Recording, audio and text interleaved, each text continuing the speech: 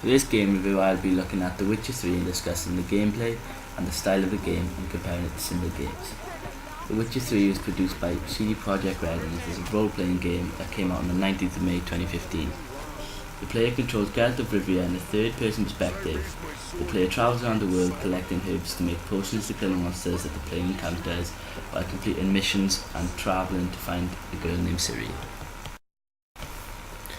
The combat in this game involves fast sword attacks by using the X button, strong sword attacks by using the Y button, which vary in damage. Also, there is blocking, which can be used by LT, and dodging with B, and diving out the way with A. There is also a magic mechanic in this game. The magic can only be used when the yellow bar is fully full. The first magic spell, as you just seen, is Add, which forces the opponent back. Then there is a stunning magic move.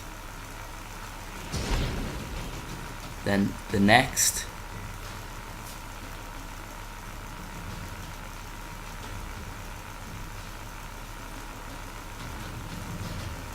this one shoots fire at the enemy, which can cause fire damage to the enemy. Then the next is Quen, which adds extra protection to the player. And then finally, the last magic move can slow down the enemy's attacks and movement. There is also a crafting mechanic in game where you can craft mutagens to increase your health and stamina to help you in combat within the game. You can also craft bombs from all the loot that you pick up. This can be used against enemies. Also, you can create potions from the plants that you find throughout the world to put on your swords to cause extra damage to certain type of enemies within the game.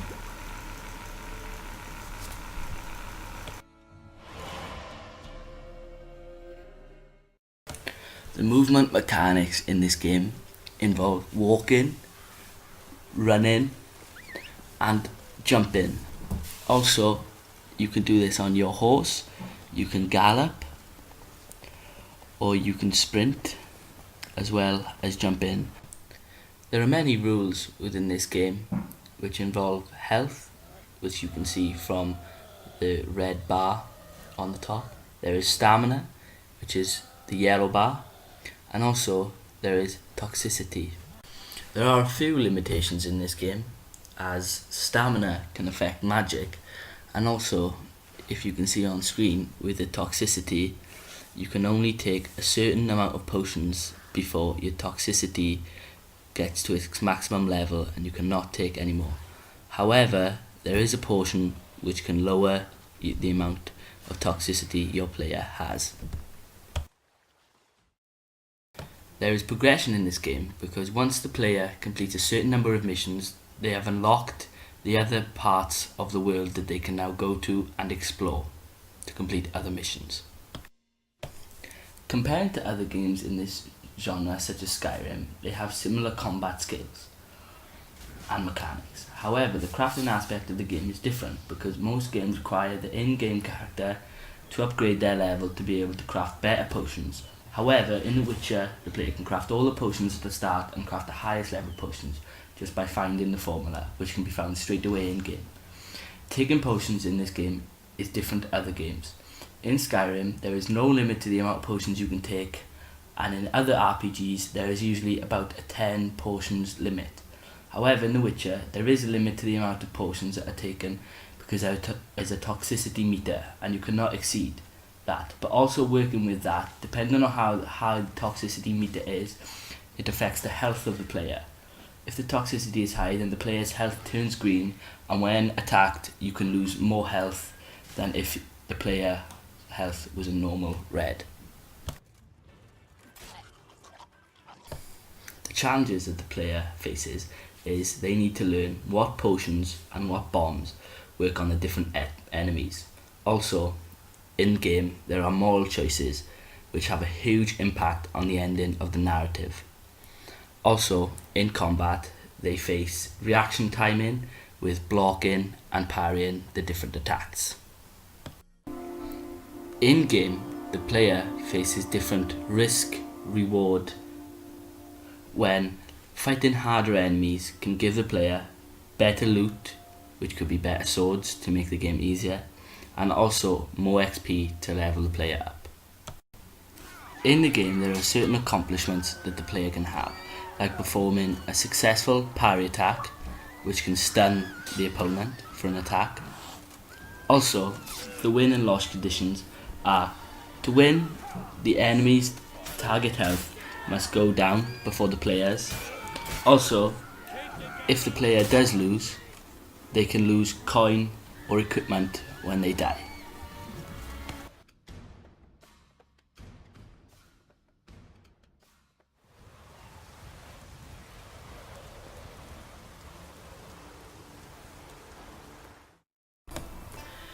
The perspective in this game is a third person, as you are playing a character and you are looking down on him, not seeing him through the eyes like first person.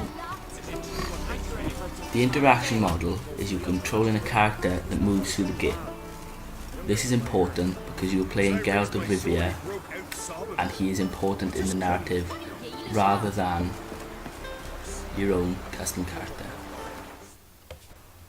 The setting in which this game takes place is medieval fantasy. This affects the weapon types and also adds magic to the game. This setting also changes the mission types as they include fantasy elements.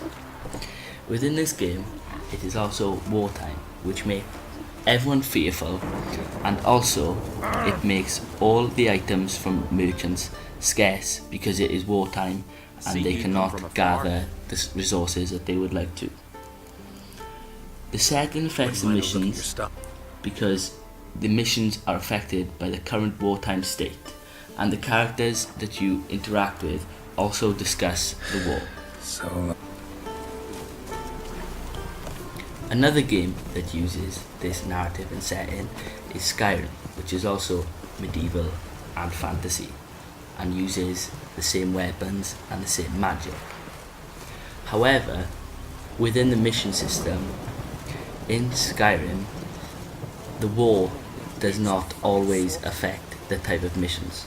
However, within The Witcher, the war state always has a little bit of connection to the missions, whether it be they can't give you as much money because they are in war. Also, the missions may be directly involved with the war. Something that The Witcher does differently than other games such as Skyrim is the weapons that the player picks up do not always correspond to the level the player character is. In The Witcher, a player can pick up a sword or pistol that is 10 levels above. The player, however, cannot use the weapons thousands of themselves holding the weapons till they are the level that is required to use them.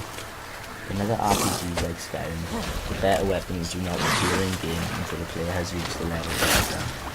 In other games like Assassin's Creed, all of the other weapons level with the player rather than using the system like The Witcher. In The Witcher, however, it can sometimes benefit the players because it is rare to find a higher level weapon and they can sell it for more in-game money to buy other weapons. Thank you for watching.